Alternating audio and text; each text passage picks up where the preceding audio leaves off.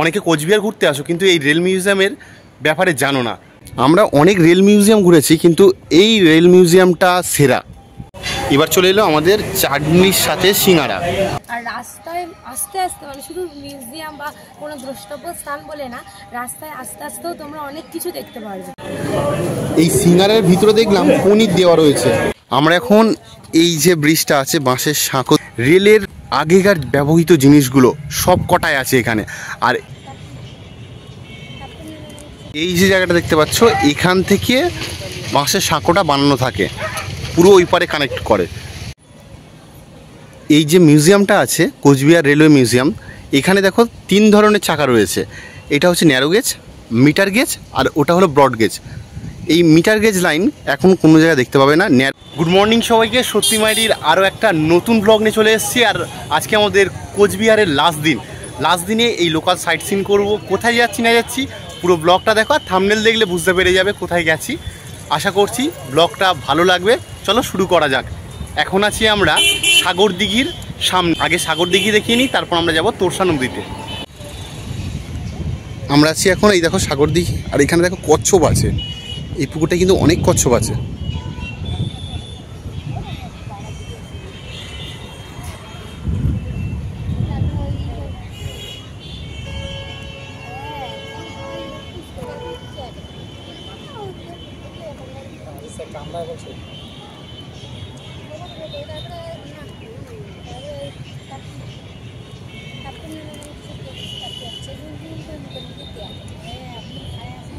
আজকে আমরা যাচ্ছি তোরসা নদী দেখতে।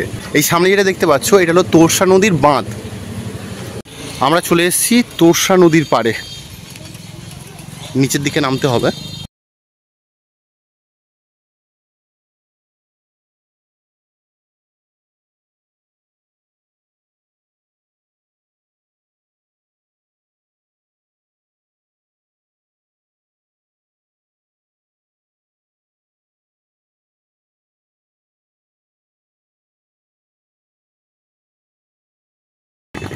তোরসা নদীর ওই যে জায়গাটা দেখতে পাচ্ছ, গরমকাল থেকে শীতকাল পর্যন্ত এখান থেকে একটা কাঠের সাঁকো থাকে। কাঠ বলতে বাঁশ দিয়ে তৈরি করা থাকে। তারপর বর্ষাকালে জল বাড়লে সেটা জলের তোরে ভেঙে যায়। এই নৌকা চালিয়ে লোক পারাপার করে। এখন আমরা যেহেতু বর্ষাকালে এসেছি তাই এই সুন্দর ভিউটা দেখতে পাচ্ছি। ওপার থেকে মাথা ভাঙা যাওয়া যায়, আরও 1-2 ঘন্টা লাগবে। আমরা এখন এই যে ব্রিজটা আছে বাঁশের সাঁকো, সেটা এখন পার হচ্ছি, পার হয়ে ওপারে যাচ্ছি। এখানে অতটা কিন্তু ভালোই নেই, দেখছি নাচছে ব্রিজটা।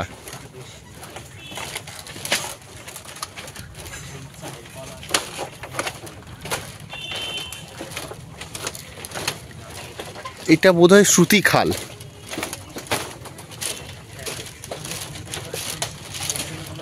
এই দেখো বাইকগুলো আসছে, বাইকগুলো এর উপর থেকে যাবে। এই যে জায়গাটা দেখতে পাচ্ছ এখান থেকে বাঁশের সাঁকোটা বানানো থাকে, পুরো ওই পারে কানেক্ট করে। কিন্তু এখন বর্ষাকাল, পুরো ভেঙে চলে গেছে।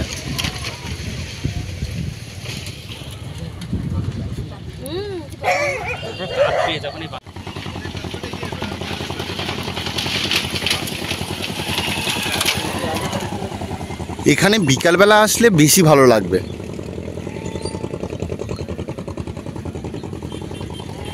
কারণ আমরা এসেছি সকালবেলা আর এখন প্রচণ্ড রোদ্দুর আছে। এই যে মনোরম পরিবেশের সৌন্দর্য উপভোগ করতে পারছি না। বিকেলবেলা আসলে এই জায়গাটা খুবই ভালো লাগবে।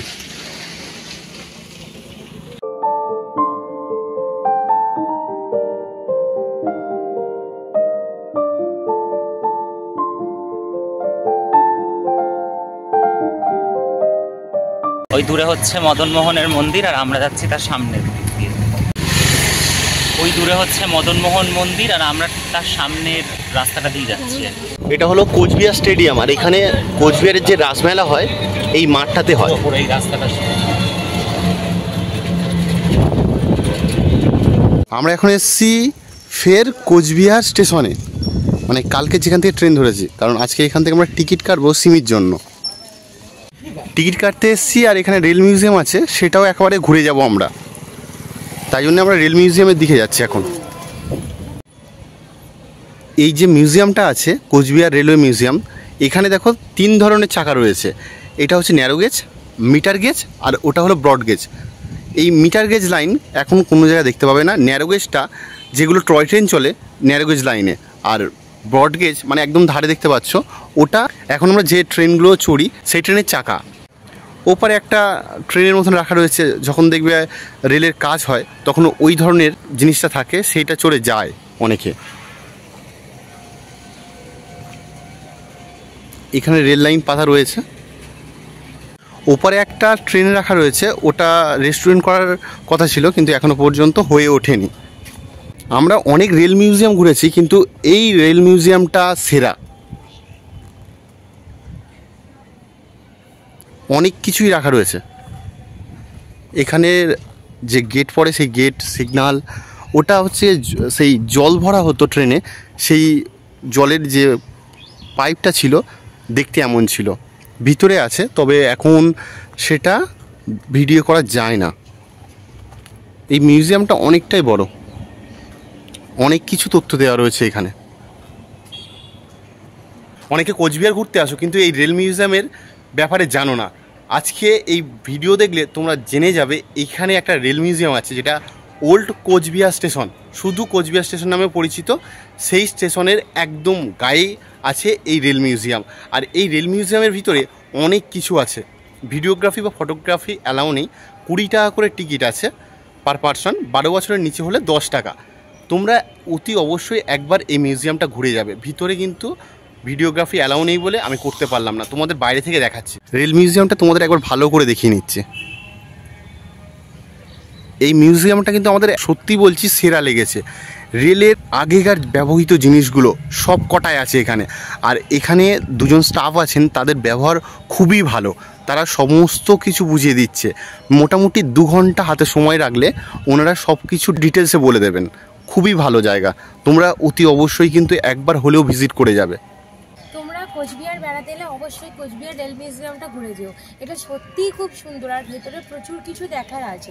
আর রাস্তায় আস্তে আস্তে মানে শুধু মিউজিয়াম বা কোনো দ্রষ্টব্য স্থান বলে না, রাস্তায় আস্তে আস্তেও তোমরা অনেক কিছু দেখতে পারবে। এখানে যে রাজা ছিল তার যে প্রমাণ, মানে রাজার সমস্ত জিনিস ওরা এখনও গুছিয়ে রেখে দিয়েছে।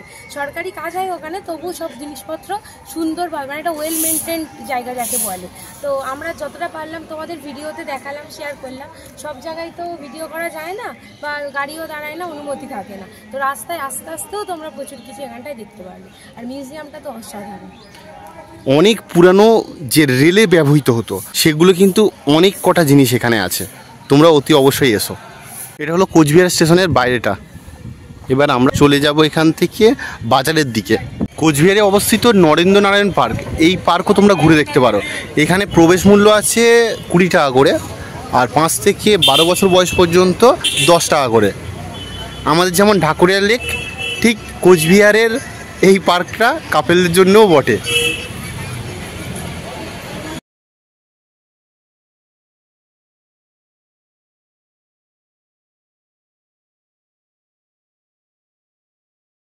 আমাদের আজকে বেশি টাইম নেই, সেই জন্যে আমরা আর এই পার্কে ঢুকলাম না। কাকিমার জন্মদিন উপলক্ষে এইখান থেকে আমরা একটা কেক নিয়ে নিয়েছি। সৌরভ কেক নিয়ে আগে যাচ্ছে। আমরা কোচবিহারে এই দোকানটা থেকে তুলাইপঞ্জি চাল নিয়ে নিলাম, 90 টাকা করে কেজি নিল। কোচবিহারে এই সম্রাট বলে মিষ্টি দোকানটা আছে, এখানে আমরা ঢুকে পড়েছি। আর এখান থেকে আমরা মিষ্টি খাবো। মৌলি, সৌমিক, সৌরভ বসে আছে। আমরা এই মিষ্টিগুলো খাচ্ছি। আমরা এই মিষ্টিগুলো খাবো বলে নিয়েছি, এরপরে আবার সিঙ্গারাও আসবে। এটা রসগোল্লা দুধে দেওয়া, এটা একটা মিষ্টি আছে, ওটার কি নাম জানি না, তবে মিষ্টিগুলো দেখতে ভালো আর সাইজগুলো বড়। এবার চলে এলো আমাদের চাটনির সাথে সিঙ্গারা। সিঙ্গারাটা খাচ্ছি, সিঙ্গারা চাটনির সাথে যে কম্বিনেশনটা মারাত্মক খেতে। কিন্তু এই দোকানটার সিঙ্গারাটা এখনো পর্যন্ত আমি টেস্ট করেছি, মারাত্মক লাগছে। মিষ্টিগুলো টেস্ট করে তোমাদের জানাচ্ছি। এই সিঙ্গারার ভিতরে দেখলাম পনির দেওয়া রয়েছে, বেশ বড় সাইজের পনির। আমি এই মিষ্টিটা টেস্ট করলাম, এই মিষ্টিটাও দারুণ টেস্ট। এবার খাবো এই দুধের রসগোল্লাটা, দেখা যাক কেমন টেস্ট। সৌমিক খাচ্ছে, সৌমিকের কাছে জিজ্ঞাসা করি কেমন লাগছে। সৌমিক কেমন লাগছে?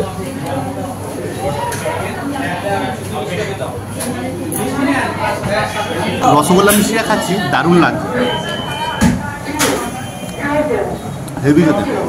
অতি অবশ্যই কিন্তু তোমরা এটা ট্রাই করো। সৌরভ আর আমি বাজার করার পরে একটা জায়গায় চা খেতে এসেছি, আর এত গরম হচ্ছে, দুপুর 2টো বাজে, আর আমরা চলে এসেছি চা খেতে, তাই তো সৌরভ? একদম। আমি সবসময় এখানে এসেই চাটা খাই, সন্ধ্যাবেলা খাই, এবারই ফার্স্টবার দুপুরবেলা খাচ্ছি। চাটা হচ্ছে পিতলের একটা বড় জায়গাতে, এই কোচবিহার বড় ঘড়ি আছে, আর তার ঠিক উল্টো দিকে রাস্তা, টি অ্যান্ড কফি জোন, দারুণ চা, আর পিছনে আছে তন্তুজো। আমরা ঘুরে ঘুরে চলে এসেছি, এবার দুপুরের খাবার খাবো। তো কাকিমা এত কিছু রান্না করেছে, বেগুন ভাজা, এটা হচ্ছে আলু কাঁকরোল দিয়ে তরকারি, এটা ডাল, আর এটা ডিমের তরকারি। আজকে কাকিমার নিরামিষ, কিন্তু আমাদের জন্য কাকিমা ডিম রান্না করে দিয়েছে। হয়ে গেছে আজকের মতো এই পর্যন্ত। যদি আমাদের ব্লগটা ভালো লেগে থাকে তো প্লিজ ছেড়ে যাওয়ার আগে like, comment, share and subscribe করুন।